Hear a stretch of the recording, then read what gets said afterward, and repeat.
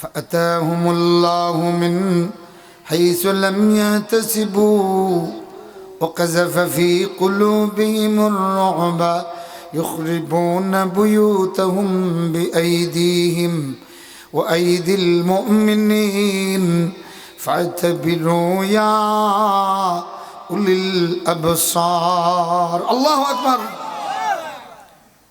আল্লাহর কোরআনের সূরা হাশরের আয়াত। এটা অনেক বলেছি, 15 বছর এইটা বলতাম আর আল্লাহর কাছে আমরা ধর্ণা দিতাম কবে আসবে আল্লাহর সেই সাহায্য। কথা কোন ঠিক না? আল্লাহর সাহায্য যখন আসে 18 জুলাই থেকে 36 জুলাইয়ের ভিতরে সব ফিনিশ। আল্লাহু আকবার বলবেন না? আল্লাহ বলেন আল্লাহ তাদের উপর চড়াও হলেন। সুবহানাল্লাহ পড়েন। ফাআতাহুমুল্লাহ, আল্লাহ তাদের উপর চড়াও হলেন এমন ভাবে যা তারা কল্পনাও করতে পারে নাই। আল্লাহু আকবার বলেন। এই ছোট ছোট বালক, সমন্বয়ক, নিরস্ত্র এই বালকগুলি কে আল্লাহ তাদের উপর এমন ভাবে চড়াও করে দিলেন, হেলিকপ্টার থেকে স্নাইপার দিয়েও এদের বিপ্লবী এবং বিজয়ের পদযাত্রা স্তব্ধ করতে পারে নাই। আমার বন্ধুরা, আমরা দেখলাম এক ছোট্ট আবু সাইদ হিমালয়ের পাহাড়ের মতো জালিমের গুলির সামনে দাঁড়িয়ে গেল, তিনটা গুলি করল, সাইদ পড়ে গেল, সাথে সারা বাংলাদেশ দাঁড়িয়ে গেল। কথা কোনটি কিনা? ওই যে বলছিল না আসাদুজ্জামান কামালকে দেখাইয়া, দেখেন স্যার একটা মারি একটা পড়ে 3টা আসে। কথা কোন ঠিক না? এটা কে করেছেন? আল্লাহ।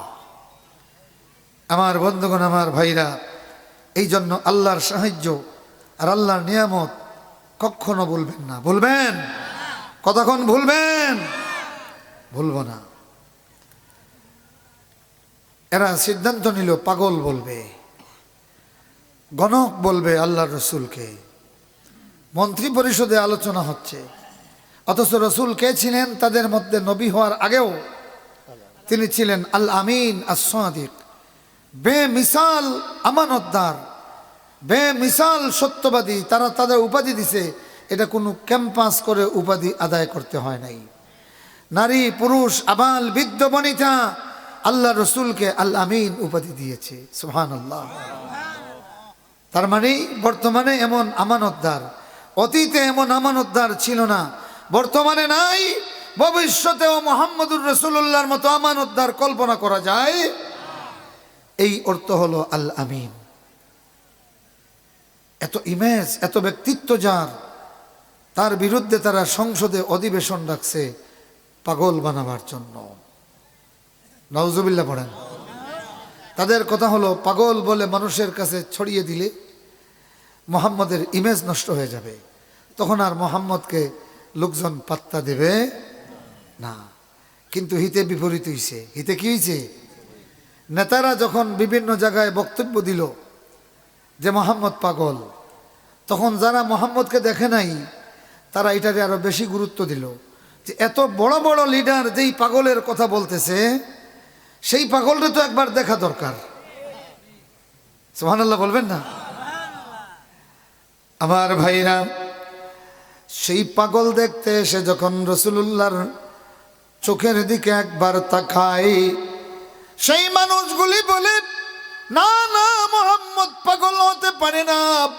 মুহাম্মদের 2 চোখের দিকে একবার তাকাইলে মনে হয় সারা জিন্দেগি তার চোখের দিকে তাকাইয়া থাকবো। এই মানুষটার চেহারার দিকে তাকাইলে মনে হয় তামাম পৃথিবীর ভালোবাসা, আদর আর মমতা যেন আল্লাহ তার মধ্যে দিয়ে দিয়েছেন। এই মানুষের চেহারা বলে এটা কোনো পাগলের চেহারা নয়। এই মানুষের কথা প্রমাণ করে এই মানুষ পাগল হতে পারে না। সুবহানাল্লাহ পড়েন।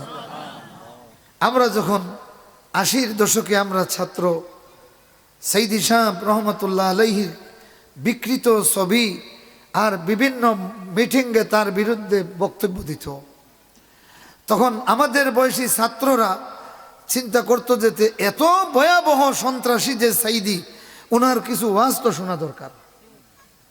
তখন মাহফিলে আসতো, একবার যে মাহফিলে আসতো, আল্লাহর বান্দার বয়ান শুনিয়া আর সুদাময় তিলাওয়াত শুনিয়া আসতো, এমনিতে মিছিল দিয়া দিয়া আল্লাহর দিনের প্রতীক হইয়া মাহফিল থেকে বের হতো। আপনারা অনেকে সাক্ষী, কথা কোন ঠিক কিনা? আল্লামা সাইদির মাহফিলে মানুষ তাকবীর দিয়ে দিয়ে যাইতো, আবার তাকবীর দিয়ে দিয়ে ছড়িয়ে যেত, কথা কোন ঠিক কিনা? তাইলে আল্লামা সাইদির বিরুদ্ধে কুৎসা রটনা করিয়া সাইদির কোনো ক্ষতি হইছে? কথা কোন ক্ষতি হইছে? বরং ক্ষতি তাদের হয়েছে, কথা কোন ঠিক কিনা? তোমরা যারা বর্তমান জুলাই বিপ্লবের তরুণরা, তোমরা এটা দেখো নাই? গোলাম আজম, নিজামী, আলী হাসান, মোহাম্মদ মুজাহিদ, এই শুহাদায়ে কেরাম সাইদি সাহেবের বিকৃত ছবি দেওয়ালে দেওয়ালে মোটা মোটা দাঁত দিয়ে বানাইয়া রাখত। এই লম্বা লম্বা দাঁত আর টুবি, উষা টুবি দিয়া কুকুরের সুরত বানাইয়া রাখত। কিন্তু সেই সময়কার তরুণ সমাজ এদের এই চিত্র দেখিয়া সাইদি সাহেবের মাহফিলে গিয়ে যখন দেখতো, সে তো দেওয়ালের ছবি আর সাইদির চেহারার মধ্যে মিল নয়। তিনি যখন বসতেন মনে হতো মঞ্চে পূর্ণিমার চাঁদ উদয় হয়ে গেছে, কথা কোন ঠিক কিনা? আল্লাহর বান্দার বয়ান শুনিয়া আমি নিজে দেখেছি। সমাজতন্ত্র করত, ছাত্র ইউনিয়ন করত, বলেছে দুস্থ তওবা করলাম, আমি ইসলাম বুঝলাম। সাইদি সাহেবকে কত গালি দিয়েছি, তার আলোচনা শুনে, কোরআনের তিলাওয়াত শুনে আমি তওবা করেছি, আর কোনোদিন কাউকে আলিমদেরকে গালি দিব না। আল্লাহু আকবার। এই ছেলেটাই পরবর্তীতে ইসলামী আন্দোলনের জান নেসার মুজাহিদ হয়ে গেছে। আল্লাহু আকবার। তাহলে বোঝা গেল ইসলামী আন্দোলন আর উলামায়ে কেরামের বিরুদ্ধে মিথ্যা অভিযোগ রটাইয়া যারা রটায় তাদের লাভের চেয়ে ক্ষতি হয়। কথা কোন ক্ষতি হয় কি বেশি? আল্লাহ রসুলের খুব খারাপ লাগলো যে আমার কওমের বড় বড় লিডার এই কাজটা করলো। আপনার চেয়ারম্যান যদি ইউনিয়ন পরিষদের মেম্বারদেরকে নিয়ে আপনার বিরুদ্ধে এইভাবে একটা প্রস্তাব দেয়, মিথ্যা একটা প্রস্তাব, খবর আসার পরে আপনার কি ভালো লাগবে? মনটা দুর্বল হয়ে যাবে। আল্লাহ রসুল তাজাম্মালান নবী সাল্লাল্লাহু আলাইহি ওয়াসাল্লাম ফালাম্মা উখবিরা বিহিন নবী সাল্লাল্লাহু আলাইহি ওয়াসাল্লাম, আল্লাহ রসুলের কাছে যখন এই খবর গেল, তাজাম্মালা, তিনি কমল আচ্ছাদন করে জড়সড় হয়ে মন খারাপ করে বিছানায় বসে পড়লেন। আল্লাহ তখন সূরা মুজাম্মিল নাজিল করলেন, ইয়া আইয়ুহাল মুজাম্মিল কুমিল লাইলা ইল্লা কালিলা। আমার মনে আছে আমি 22 সালে 23 সালে কয়েক জায়গায় এই সূরাটির তাফসীর করেছিলাম এবং তখন বলেছিলাম, হে বাংলার মজলুমগুলি, দিনের যত জুলুম আছে, মিথ্যা যত মামলা আছে, পাল্টা মিথ্যা মামলা না দিয়া জায়নামাজে দাঁড়াইয়া যাও, জালিমের ঘাড় ভাঙতে আল্লাহই যথেষ্ট। কথা কোনটি কিনা? 22 সালে বলেছি এই সূরার তাফসীর করতে, 23 সালে বলেছি। আল্লাহ 24 সালে সেই কাজটাই করে দিলেন। সুবহানাল্লাহ পড়েন। আপনারা ইন্টারনেট সার্চ করলে আমার সেই তাফসীরটা পাবেন। শোনার জন্য নয়, বেটাগিরি দেখানোর জন্য নয়, বরং আল্লাহর কালাম যে এত অব্যর্থ এটা বুঝতে পারবেন। সুবহানাল্লাহ। আমার ভাইরা রাসূলুল্লাহকে পাগল বলল, গণক বলল, কবি বলল, তারপরে জাদুকর বলল, এত মারাত্মক এক একটা অভিযোগ। আল্লাহ রসুল জড়সড় হয়ে বসলেন। আল্লাহ বললেন, ও নবী, রাতের কিছু অংশ যেতে না যেতে, রাতের অর্ধেক যেতে না যেতে, রাতের 3 ভাগের 2 ভাগ যেতে না যেতেই আপনি নামাজে দাঁড়িয়ে যান। সুবহানাল্লাহ। এরা আল্লাহ রসুলকে মিথ্যা গালি দিল, আল্লাহ রসুলের কাছে আল্লাহ নামাজ পাঠাইয়া দিলেন। সুবহানাল্লাহ পড়েন। কি পাঠাইয়া দিলেন? রাতের নামাজ। আল্লাহু আকবার বলেন। আরো জোরে কোন না আল্লাহু আকবার। তখনও 5 ওয়াক্ত নামাজ ফরজ হয় নাই। কুমিল লাইলা ইল্লা কালিলা নিসফাহু আও ইনকুস মিনহু কালিলা। নবী রাতের কিছু কিছু অংশ যেতে না যেতে, অথবা অর্ধেক রজনী যেতে, অথবা 3 ভাগের 2 ভাগ যেতে, কুমিল লাইলা ইল্লা কালিলা, দাঁড়িয়ে যাও তুমি তোমার রবের সামনে। সুবহানাল্লাহ। এদের বিরুদ্ধে যদি এরা আল্লাহ রসুলকে পাগল বলল, রসুলুল্লাহ যদি তখন মাত্র 10 জন লোক ছিলেন ইমানদার, আল্লাহ নবী যদি আবু বকরকে বলতেন যাও বাইতুল্লাহর সামনে, যারা আমাকে পাগল বলবে তুমি তাদের বিরুদ্ধে পাগল বলবা, আপনারা কি মনে করেন আবু বকর কি পরোয়া করতেন? সমস্ত আরবের বিরুদ্ধে বাইতুল্লাহর সামনে দাঁড়াইয়া আবু জেহেল রে পাগল বলতেন কি বলতেন না? কিন্তু আল্লাহ নবী মিথ্যার বদলা মিথ্যা নেন নাই। আল্লাহু আকবার। এটাই হলো ইসলাম। এটা কি জোরে কোন, এটা কি ইসলাম? ইসলাম পারে হাজার হাজার মজলুমের লাশের উপর দাঁড়াইয়া জালিম রে ক্ষমা করতে জানে, কথা কোনটি কিনা? কিন্তু জালিমদের বোঝা উচিত, কথা কোনটি কিনা? আমার ভাইরা, আল্লাহ নবী নামাজ শুরু করে দিলেন। বস নামাজ যখন শুরু করলেন আল্লাহ রসুলের মনটা প্রফুল্ল হয়ে গেল। আল্লাহু আকবার। আল্লাহ রসুলের চিত্ত উদ্বেলিত হয়ে গেল। এদের গালিগালাজের কারণে যেই দুঃখ ছিল এটা আর থাকে নাই। সুবহানাল্লাহ। আমার ভাইরা, আমার মনে আছে চরম মজলুম কিছু এলাকায় গেছি, কিছু তরুণ এসে কেঁদে কেঁদে বলতেছে হুজুর 4 বৎসর ধরে বাড়িতে থাকতে পারতেছি না। এবং আপনাদের এই সাতক্ষীরাও এর বাস্তব প্রমাণ, কথা কোনটি কিনা? আমি দেখেছি আর কেঁদেছি, অনেক ভাইয়ের বাড়িঘর বুলডোজার দিয়ে ভেঙে দেওয়া হয়েছে, কথা কোনটি কিনা? ভাঙা হয় নাই? বুলডোজার দিয়া অনেকের বাড়িঘর মাটির সঙ্গে মিশিয়ে দেওয়া হয়েছে। এই মজলুমগুলি এবং সারা বাংলাদেশে যারা দেখেছে এরা আল্লাহ আল্লাহ বলে কেঁদেছে। 15 বৎসর পরে সেই বুলডোজার আল্লাহ 32 নম্বরে চালিয়ে দিয়েছে। এই জন্য মজলুমরা কোনোদিন জালিমদের মতো কারো উপর জুলুমের চিন্তা করবে না। তবে জালিমদের বিরুদ্ধে 15 বৎসর যেইভাবে আল্লাহর দ্বীনের পক্ষে দাঁড়িয়েছিলেন, বাকি চূড়ান্ত মঞ্জিলে পৌঁছা পর্যন্ত হিমালয়ের মতো দাঁড়িয়ে থাকতে পারবেন কারা? দেখি হাত উঠান।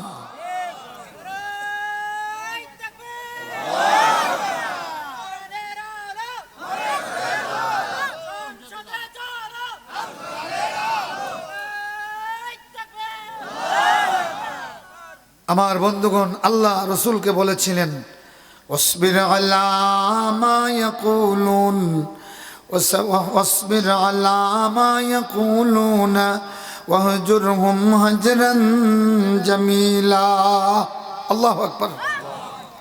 ও নবীজি, এরা তোমার বিরুদ্ধে যত মিথ্যা অভিযোগ রটনা করে আপনি এইগুলির ব্যাপারে সবর করুন। ওয়াহজুরহুম হাজরান জামিলা, আর এদেরকে সুন্দর করে এড়িয়ে চলুন। সুবহানাল্লাহ। আল্লাহ নবী গালির বদলা পাল্টা গালি দেন নাই। এরা গালি দেয়, আল্লাহ নবী হাসি মুখে এইটা মোকাবেলা করেন। সুবহানাল্লাহ। এরপরে আল্লাহ বলেন ইন্না লাদাইনা আনকালাম ওয়া জাহিমা। ও নবীজি, তুমি সবর করো, আমাদের কাছে জাহান্নামের আগুন আছে, জেলখানা আছে, আর শিকল আছে। কে বলেছেন? জোরে কোন না কে? মাত্র 15 বছর পরে বড় বড় দাম্ভিক আজকে তাদের হাতে কড়িয়া লাগাইছেন কে? আল্লাহ বলেন ইন্না লাদাইনা আনকালাম ওয়া জাহিমা ওয়া তাআমান যা গুসসাতিন ওয়া আযাবান আলীমা। আল্লাহু আকবার। সামনে রমজান আসতেছে, বেশি বেশি করে কোরআনকে অনুবাদ সহ পড়বেন। যদি অনুবাদ জানেন না, প্রত্যেক বাড়িতে বাড়িতে আপনারা ছোট্ট ছোট্ট এক একটা কমিটি করবেন, যে কোরআন পড়ার কমিটি করবেন তো ইনশাল্লাহ। আর এই কোরআনের আয়াতগুলি অর্থসহ পড়বেন, দেখবেন জীবনের সব প্রশ্নের জবাব কোরআনে পেয়ে যাবেন। আমিন বলেন। সামনে আমাদের বড় চ্যালেঞ্জ, কঠিন চ্যালেঞ্জ। বাংলাদেশের বিরুদ্ধে এই পর্যন্ত 187টা কু গঠাইবার উদ্যোগ নেওয়া হয়েছে, আল্লাহ সব কিছু ব্যর্থ করে দিয়েছেন, আলহামদুলিল্লাহ পড়েন। কিন্তু আমাদের বন্ধুরা এখনো বসে নেই, এরা চূড়ান্ত আঘাত হানবে। সেই আঘাতে হয়তো অনেকে আবার ক্ষমতার স্বপ্ন দেখছেন, গণতান্ত্রিকভাবে যিনি ক্ষমতায় যাবেন আমরা তাকে সাধুবাদ জানাবো, কথা কোন ঠিক কিনা? কিন্তু এখন সারা বাংলাদেশের মানুষকে ঐক্যবদ্ধ করতে হবে। আগামী দিনে দিল্লির বিরুদ্ধে বাংলাদেশের একটা মহা লড়াই হবে। সেই লড়াইয়ের পথ ধরে হয়তো গজওয়াতুল হিন্দ শুরু হয়ে যেতে পারে, কথা কোন ঠিক কিনা? তখন সেই গজওয়াতুল হিন্দ শুরু হয়ে গেলে কালেমার পতাকা শুধু ঢাকার সংসদে নয়, ইনশাআল্লাহ দিল্লির মসনদেও কালেমার পতাকা উড়বে ইনশাআল্লাহ। আমার ভাইরা, সেই বিষয়টাই সূরা মুহাম্মদে আছে, আলহামদুলিল্লাহ পড়েন। আল্লাহ বলেন, আল্লাযীনা কাফারু ওয়া সাদ্দু আন সাবিলিল্লাহ আদাল্লা আমালাহুম। আল্লাহু আকবার বলেন। আল্লাহ বলতেছেন, যারা কুফরি করলো আর আল্লাহর পথে বাধা দিল, দুই কাজ। কয় কাজ? যারা কুফরি করলো আর আল্লাহর পথে বাধা দিল, আদাল্লা আমালাহুম, তাদের সমস্ত কাজ তিনি বাতিল করে দিলেন। কে? যখন কে? আল্লাহ। সুবহানাল্লাহ বলবেন না? আচ্ছা বলেন, ফেরাউন শুধু মুসা আলাইহিস সালামের বিরোধিতা করেছে নাকি মিশরের মানুষের জন্য কিছু ভালো কাজও করে নাই? কতক্ষণ করে নাই? অনেক কিছু করছে। কিন্তু আল্লাহর পথে বাধা দানকারী হওয়ার কারণে নীল সমুদ্রে আল্লাহ তার সবকিছু বরবাদ করে দিয়েছেন, কতক্ষণ ঠিক না? নমরুদ ইব্রাহিম খলিলুল্লাহর বিরুদ্ধে লড়াই করেছে, দাওয়াতের বিরুদ্ধে প্রচারণা চালিয়েছে, খলিলুল্লাহ ইব্রাহিমকে আগুনে ফেলে দিয়েছে, ভাস্কর্যের পক্ষে মানুষকে দাওয়াত দিয়েছে।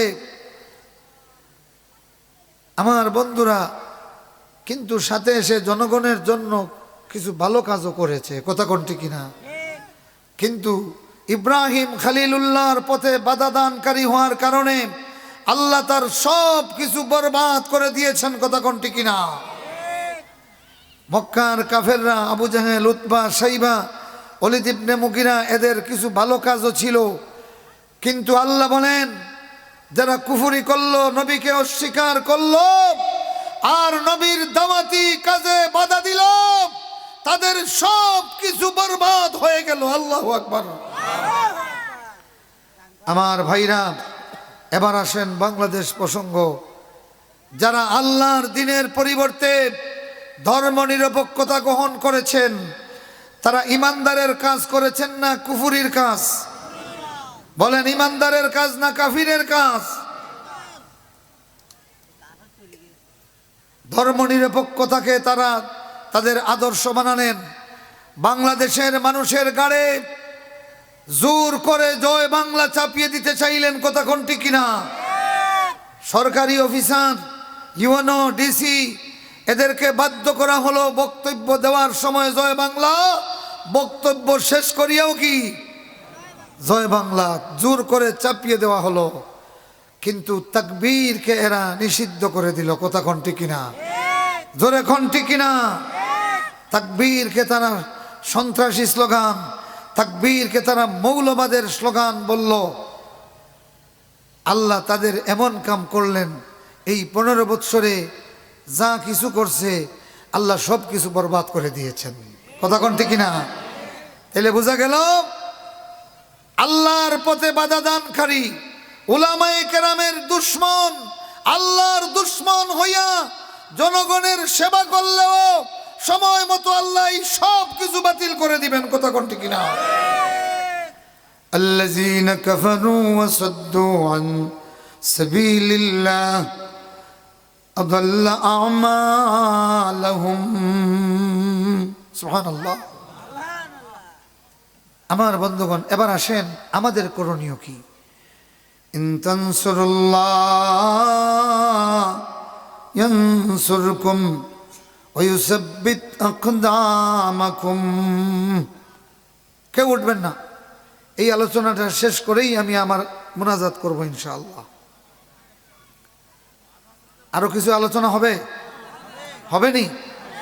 এখন আমি যেটা আলোচনা করব, সামনে যে দিল্লির চ্যালেঞ্জ বাংলাদেশের উপরে আসতেছে, এই চ্যালেঞ্জ মোকাবিলায় আমরা আলিম, ওলামা, কৃষক, শ্রমিক, জেনারেল শিক্ষিত, এই দেশপ্রেমিক প্রত্যেকটা মানুষের কি করণীয় এই আয়াতে আল্লাহ বলে দিয়েছেন। সুবহানাল্লাহ। আল্লাহ বলতেছেন, ইন তানসুরুল্লাহ ইয়ানসুরুকুম ইউসাব্বিত আকদামাকুম। এটা নাজিল হয়েছে যখন একটা চ্যালেঞ্জের পরে কাফেরদের থেকে আরো বড় চ্যালেঞ্জ সামনে আসতেছে। আল্লাহু আকবার। বদরের যুদ্ধে কাফেররা ভালো একটা মার খাইছে, জানেন তো? 70 জন কাফের নিহত, এদের মধ্যে 24 জন ফিল্ড মার্শাল, আরবের বিখ্যাত যোদ্ধা 24 জন, কুরাইশদের বড় বড় 24 জন নেতা সেই যুদ্ধে নিহত হয়েছে। 70 জন নিহত হয়েছে, আরো 70 জন বন্দী হয়েছে। মুসলমানরা ছিলেন 313, তারা ছিল 1000। কেমন মাইরটা খাইছে না? মাইর কি ভুলতে পারে? আমার ভাইরা, আমার বন্ধুরা, তারা প্রস্তুতি নিয়ে পরের বৎসর উহুদের দিকে রওনা দিল 3000 লইয়া। কয় হাজার? জোরে কোন কয় হাজার? আগে আসছিল কয় হাজার? আর পরের বৎসর কয় হাজার? 3000। আগের বৎসরের লড়াই হয়েছে রমজানুল মুবারকে, 17ই রমজান। আর পরের বৎসরের লড়াই হয়েছে শাওয়াল মাসে, মানে রমজানের ঠিক পরের মাসে। সুবহানাল্লাহ বলবেন না? এখন বলেন, আবু সুফিয়ানের মতো বিখ্যাত ফিল্ড মার্শালের নেতৃত্বে 3000 সৈনিক নিয়ে একেবারে মসজিদে নববী থেকে মাত্র 4 কিলোমিটার দূরে এসে গেছে। তার মানে একেবারে রসুলের মদিনার শহরের ভিতরে এরা ঢুকে গেছে। চ্যালেঞ্জটা ছোট না বড়? কতক্ষণ বড় না ছোট? তাইলে বুঝবেন বদরের বিজয়ের পরে আরো বড় ধরনের চ্যালেঞ্জ আসে। আসে কি নাই? আসে। বদরের বিজয়ের পরে এরা যখন 3 গুণ বড় চ্যালেঞ্জ নিয়ে মদিনার দিকে ধাবিত হলো, আল্লাহ বলেন, ইন তানসুরুল্লাহ ইয়ানসুরকুম ওয়া ইউসাব্বিত আকদামাকুম। তোমরা যদি আল্লাহরে সাহায্য করো, আল্লাহ তোমাদেরকে সাহায্য করবেন। সুবহানাল্লাহ। ওয়া ইউসাব্বিত আকদামাকুম, আর তোমাদের কদমরে তিনি মজবুত করে দিবেন। আল্লাহু আকবার। মুসলমানরা প্রস্তুত। 1000 সৈনিক নিয়ে আল্লাহ রসুল বের হয়ে গেলেন। মাঝখান থেকে 300 মুনাফিক এরা চলে আসলো। নাউজুবিল্লাহ পড়েন। কয়শো মুনাফিক? তো 3000-এর বিরুদ্ধে মাত্র 1000, তাও আবার 300 জন ফিরে আসলো। বাকি 700 জনের মনোবল তো যুক্তিসঙ্গত কারণে আমরা বলতে পারি যে উনাদের মন দুর্বল হয়ে যাবে, তাই না? দুর্বল হওয়ার কথা না? 3000-এর বিরুদ্ধে মাত্র 700, 300 জন চলে আসছে। আপনি 10 জন নিয়ে বাইর হইছেন, একটা কিছু করবেন, 3 জন সরে গেলে বাকি 7 জনের মনোবল ভাঙ্গে না শক্তিশালী হয়? মনোবল ভেঙে যায়, ঠিক না? এদিকে বাঘ আসছে, খবর পাইছেন, চলো 10 জন বাইর হইছেন, 3 জন বললেন না ভাই আমি পারবো না। বাকি 7 জনের ভিতরে দুর্বলতা আসবে কি আসবে না? কিন্তু ভাইরা আমার, আশ্চর্য হয়ে যাবেন, আল্লাহ রসুল 3000কে মোকাবিলার জন্য 1000 নিয়ে বের হলেন। 300 চলে আসলো মুনাফিক, কিন্তু বাকি 700 আগে যা ছিল তার চেয়ে বেশি। সুবহানাল্লাহ। এর কারণ কি? কারণ হলো আপনাদের দেশে মাঠের থেকে ধান ভাঙাইয়া আনিয়া বাড়িতে কি করেন? এটারে বাতাস দিয়া এটা আলাদা করেন না? এটারে আঞ্চলিক ভাষায় কি বলে?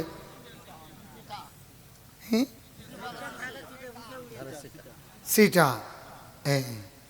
বাতাস দিলে ধান 2 ভাগ, অথচ খোলা থেকে মাঠের থেকে আপনি সবই ধান হিসাবে আনছেন, ঠিক না?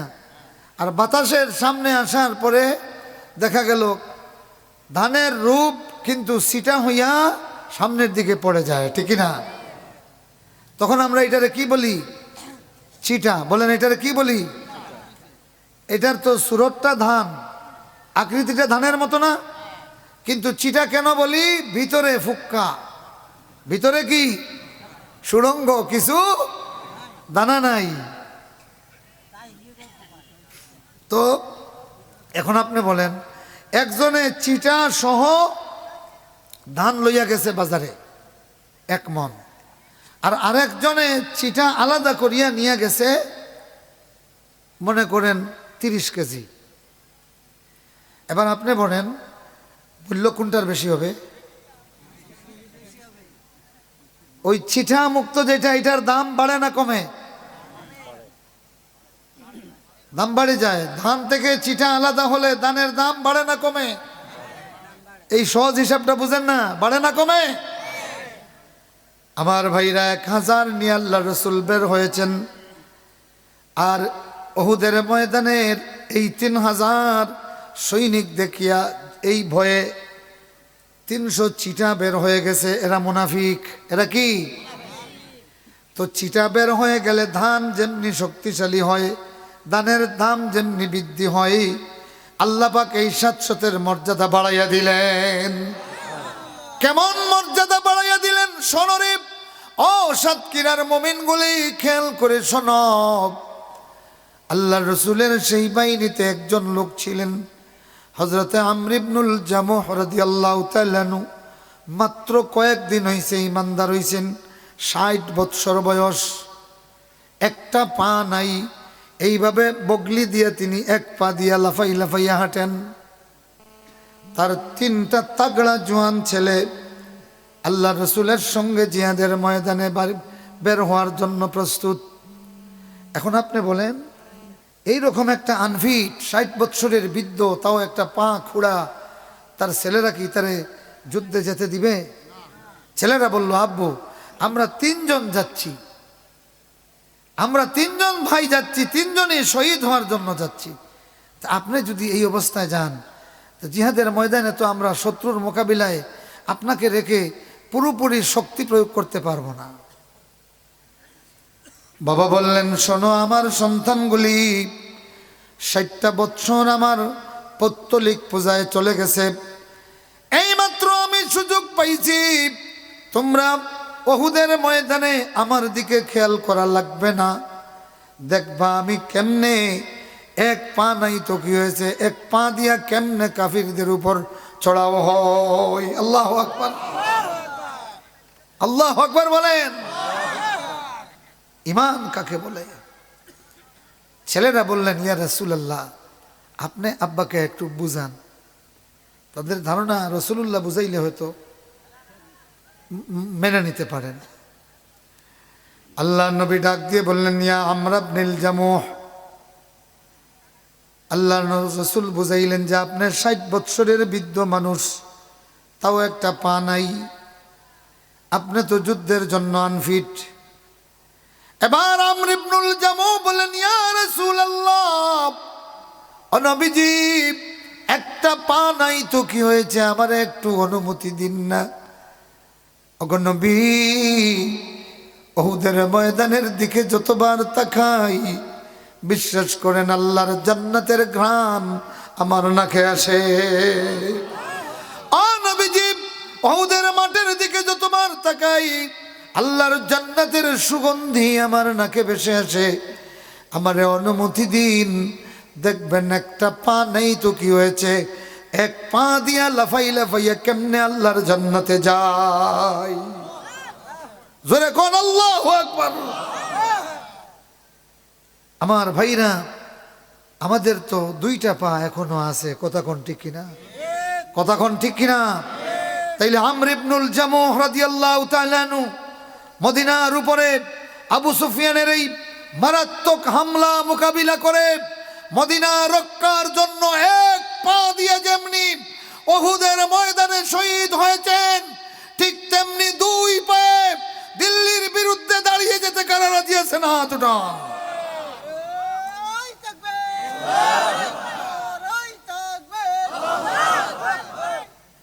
আমার বন্ধুগণ, আমার ভাইরা, জিহাদ ময়দান, লড়াই শুরু হয়ে গেল। 700 সৈনিককে আল্লাহ রসুল এমনভাবে সেটিং করলেন, 650, 50 জনের তীরন্দাজ হিসাবে এইদিকে জবলে রুমাতে রেখে দিলেন। ওই পাশে একটা খাল ছিল যাতে গোপনে পিছন দিক থেকে এসে হামলা করতে না পারে। আল্লাহ রসুল এখানে জবলে রুমাত, এখানে ওই দিকে একটা পাহাড়ি ঝর্ণা গর্ত আঁকি, ওরা যাতে গোপনে এই দিকে না আসতে পারে, ওই জবলে রুমাত থেকে তীরন্দাজ, কথা বুঝতেছেন, তীর মারবে। আল্লাহ রসুল এমনভাবে 650 সৈনিককে সেটিং করলেন, একটা ঘূর্ণিঝড় তৈরি হয়ে গেল। আল্লাহু আকবার। তো ঘূর্ণিঝড় প্রথমে ছোট থেকে পরে কি হয়, স্প্রেড করে, বড় হয় না? 650 সৈনিককে আল্লাহ রসুল এমনভাবে কমান্ড করলেন, 3000 কাফেরের ভিতরে একটা ঘূর্ণিঝড় তৈরি হলো। মাত্র কয়েক মুহূর্তে গোটা ময়দান মুসলমানের আয়ত্তে এসে গেল। বলেন আল্লাহু আকবার। সাহায্য করেছেন কে? জোরে খান কে? শেষে ওই জবলে রুমাত ওনারা ভাবলেন বিজয় হয়ে গেছে, গানিমতের মাল সংগ্রহ করতে হবে।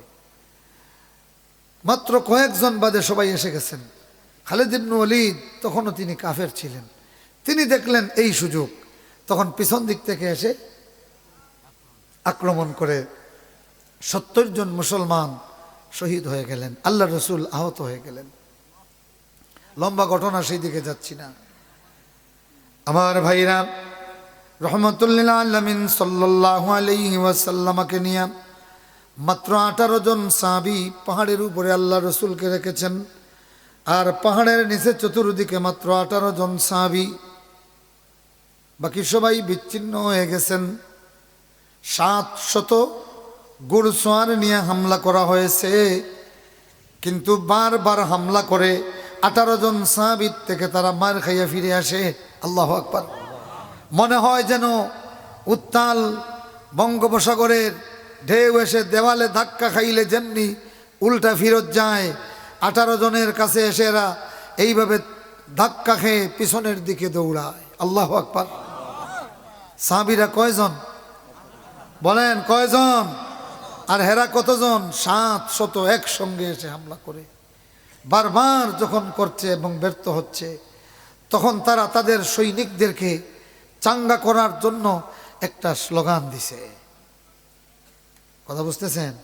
স্লোগানটা শুনবেন। তারা ভাবছে যে মাত্র 18 জন মানুষের সামনে, মোহাম্মদের পিছনে যুদ্ধের সব কিছু আমাদের হাতে, আর এখন যদি এই 18 জনের কারণে মোহাম্মদকে আমরা ধরতে না পারি, তো এর চেয়ে বড় পরাজয় আর হতে পারে? তাদের সৈনিকরা বলতেছে, চলেন, আমরা তো অনেক মাইর দিয়েছি, এখন চলে যাই। সেনাপতি বলল যে না, এত বড় ব্যর্থতার সামনে রেখে যাব না। তখন তাদের সৈনিকদের মনোবল চাঙ্গা করার জন্য তারা একটা স্লোগান দিয়ে বলল, উলু হুবল। এটার বাংলা হইল জয় হুবল। কথা বুঝতেছেন? উলু হুবল, এটার বাংলা কি? জয় হুবল। আমরা বাংলাদেশের তৌহিদি জনতা এই জয় হুবল স্লোগানের সঙ্গে আমাদের পরিচয় আছে কি নাই? কতক্ষণ আছে কি নাই? আছে। আমার বন্ধুগণ, আমার ভাইরা, তখন সাহাবীরা কি বসে আছেন? কথা বলেন। আপনারা বলেন, সেই সময়ে যদি আপনারা রাসূলুল্লাহর গার্ড হিসেবে থাকতেন, আর আপনাদের সামনে এসে 700 কেন 7 লক্ষ মানুষ যদি জয় হুবল বলতো, আপনারা কি কেউ পালিয়ে যেতেন? কারা পালিয়ে যেতেন না দেখি হাত উঠান। তাইলে তো স্লোগান দিতেন, ঠিক কিনা? পাল্টা স্লোগান দিতেন কি দিতেন না? সাহাবীরা তখন একটা পাল্টা স্লোগান দিলেন। এইটা বলবো এই শর্তে যদি আপনারাও এখানে সেই রকম স্লোগান দিতে পারেন। এরা বলল উলু হুবল, জয় হুবল। সাহাবীরা বললেন আল্লাহু আলা ওয়া আজাল, আল্লাহু আকবার। 18 জন সাহাবী যখন এই স্লোগান দিলেন, গোটা ওহুদের পাহাড়, গোটা ওহুদের ময়দান থরথর করে কেঁপে উঠলো। আল্লাহু আকবার। 700 কাফিরের মনে কাঁপুনি তৈরি হয়ে গেল। সুবহানাল্লাহ পড়েন।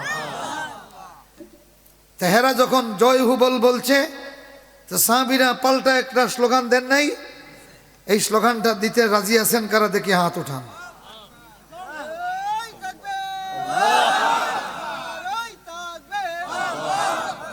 স্লোগানটা আমি বলি, সেই স্লোগান দিতে হবে। সাহাবীরা স্লোগান দিয়েছেন কি? আল্লাহু আ'লা ওয়া আজাল। আমি বলবো, আপনারা এটা বলবেন, তবে মরা মানুষের মতো না, উহুদের ময়দানের জিন্দা দিল 18 জন সাহাবীর মতো বলবেন। বলেন কাদের মতো? সাহাবীদের মতো। পারবেন তো ইনশাআল্লাহ? বলেন আল্লাহু আ'লা ওয়া আজাল। মাশাআল্লাহ। দেখছেন জমিন কিভাবে কাঁপে। এখন তাদের আগে যে সাহস জুগাইতে চাইছিল, এখন দেখা যায় আরো দুর্বল হয়ে গেছে কাফিররা। এবার তারা পাল্টা আরেকটা স্লোগান দিছে, এটা শুনবেন? শুনবেন? এরা স্লোগান দিচ্ছে ইন্নাল্লাহু উজ্জা ওয়ালা উজ্জা লাকুম। হে মুসলমানরা, আমাদের উজ্জা দেবী আছে, তোমাদের কোনো উজ্জা নাই। আসলেই তো তাই। মুসলমানরা কি কোনো উজ্জারে পাত্তা দেয়? উজ্জা আল্লাহর আজিজ নাম রে বিকৃত করে তারা উজ্জা বানাইছিল। আর 3টা বাবুল গাছ এইরকম একত্রিত হইয়া উঠছিল, ওখানে তারা তরবারি রাখিয়া সাহায্য চাইতো। মক্কায় ছিল এটা, মক্কার উপকণ্ঠে। আর ওখান থেকে শাঁ শাঁ করে আওয়াজ বের হতো। এই জন্য তারা উজ্জা দেবীরে মনে করতো, উজ্জা দেবী আমাদেরকে সাহায্য করেন, অতএব মুসলমানরা এই সমস্ত স্লোগান দিয়ে বাঁচতে পারবা না, আমরা উজ্জা দেবীর শক্তি নিয়ে আইছি, তোমাদের কোনো উজ্জা নাই। তো কথা তো আসা, ঠিক না? কথা আসা না? তাদের উজ্জা আছে কিন্তু মুসলমানদের উজ্জা নাই। মানে কি? মুসলমানরা কোনো উজ্জারে পাত্তাই দেয় না। কথা কোন ঠিক না? জোরে কোন ঠিক না? এখন বলেন, যারা আল্লাহকে ভালোবাসে তাদের সামনে হুবলের জয় হুবল বলে স্লোগান দেওয়া, এইটাই তো রয়্যাল বেঙ্গল টাইগারের সামনে বিড়ালের মেউ মেউয়ের সমান। কথা কোন ঠিক না? জোরে কোন ঠিক না? আমরা বিগত 15 বছর দেখেছি, ঠিক আল্লাহ পাক তাকবীরের সামনে যত জয় বাংলার স্লোগান এসেছে, আমার আল্লাহ প্রত্যেকটার স্লোগানকে বিড়ালের মেউ মেউ বানাইয়া দিছে। কথা কোন ঠিক না? আমার ভাইরা, এরা বলল ইন্নালানাল উজ্জা ওয়ালা উজ্জা লাকুম। প্রস্তুত হন, এখন আরো বড় স্লোগান দেওয়া লাগবে। প্রস্তুত আছেন তো? আগে যখন এরা জয় হুবল বলছে, সাহাবীরা পাল্টা আল্লাহু আ'লা ওয়া আজাল, আল্লাহ সবচেয়ে বড় বিজয়ী, আল্লাহ সবচেয়ে বড় প্রভাবশালী। আমিন বলেন। আল্লাহর উপর প্রভাব কারো আছে? তাহলে তো সাহাবায়ে কেরামের স্লোগান ঠিক আছে নি? আমি বলবো আল্লাহ, আপনারা বলবেন আ'লা। বলবেন তো? আল্লাহ। মাশাআল্লাহ, এই তো হৌদের স্লোগান হয়ে গেছে। আবার বলবো আল্লাহ। এর বাদে আবার আল্লাহ বলবো, আপনারা বলবেন আজাল। আল্লাহ আজাল। আজাল মানে এমন প্রভাবশালী যার প্রভাব থেকে বাঁচার কোনো উপায় নাই। তিনি যার উপর প্রভাব খাটান তার আর কোনো বাঁচার কোনো উপায় নাই। ইন্না বাতশা রাব্বিকা লাশাদীদ ইন্নাহু হুয়া ইউবদিউ ওয়া ইউঈদ। আল্লাহু আকবার। এখন যে স্লোগান আসবে, এরা কি বলছে? আমাদের উজ্জা আছে, তোমাদের কোনো উজ্জা নাই। এবার আল্লাহ রসুল আহত বসে আছেন। ফাকামান নবী সাল্লাল্লাহু আলাইহি ওয়াসাল্লাম, তখন স্বয়ং আল্লাহর নবী আহত আল্লাহর রসুল দাঁড়িয়ে গেলেন। সুবহানাল্লাহ।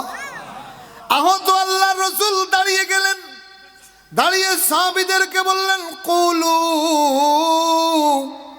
এ আমার সাহাবীরা তোমরা বলো, আল্লাহু মাওলানা ওয়ালা মাওলা লাকুম। আল্লাহু আকবার।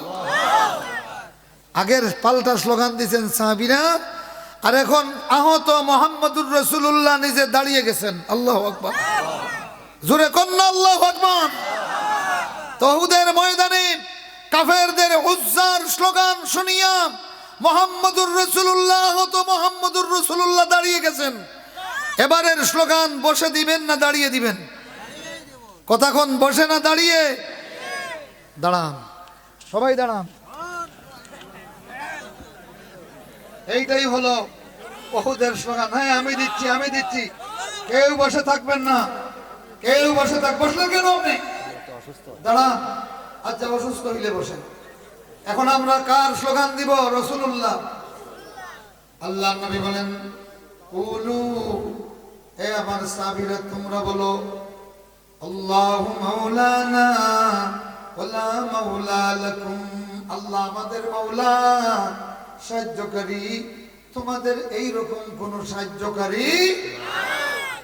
এখন বলেন আল্লাহু আল্লাহু আল্লাহু মাওলানা ওয়ালা মাওলা লাকুম। বসেন আমার ভাইরা, আমার বন্ধুগণ। কেন দিলাম? আল্লাহ রসুল উহুদের ময়দানে প্র্যাকটিক্যাল যেটা করছেন দেখেন। তাফসিরুল কোরআন হলে মাঝে মাঝে মাঝে মাঝে এই দুর্গাপুর নকিমউদ্দিন দারুস সুন্নাত মাদ্রাসার সামনে থেকে উহুদের স্লোগান শুরু হয়। কথা কোন ঠিক কিনা? মাঝে মাঝে সূরা আহজাব যখন তাফসির হয়, খন্দকের স্লোগান তৈরি হয়। আমার বন্ধুরা, সূরা তাওবা যখন তিলাওয়াত হয়, তাবুকের স্লোগান শুরু হয়। কথা কোন ঠিক কিনা? যেই স্লোগান, যেই মিছিল হেরার গুহা থেকে শুরু হয়েছে, বাংলাদেশে দিল্লিকে দিয়া সেই কোরআনের মিছিল থামানো যাবে না। কথা কোন ঠিক কিনা? 15 বছর চেষ্টা করেছো থামিয়ে দিতে, মাত্র 45 মিনিটে আল্লাহ তোমাদের সব কিছু বরবাদ করে দিয়েছেন। কথা কোন ঠিক কিনা? উহুদের স্লোগান দিলেন। এবার বলেন, আগামীতে যে বড় চ্যালেঞ্জ আসতেছে, সেই চ্যালেঞ্জের মোকাবিলায় উহুদের সেই সাহাবীদের মতো চেতনা নিয়ে আল্লাহর কোরআন, নবীর সুন্নাহ আর আল্লাহর দ্বীন নিয়ে দাঁড়িয়ে থাকতে পারবেন তো ইনশাআল্লাহ? আল্লাহ তুমি এই হাতগুলিরে কবুল করো। আমিন। সকলে পড়ো না আমিন। ওয়া আখিরু দাওয়ানা আনিল হামদুলিল্লাহি রাব্বিল আলামিন।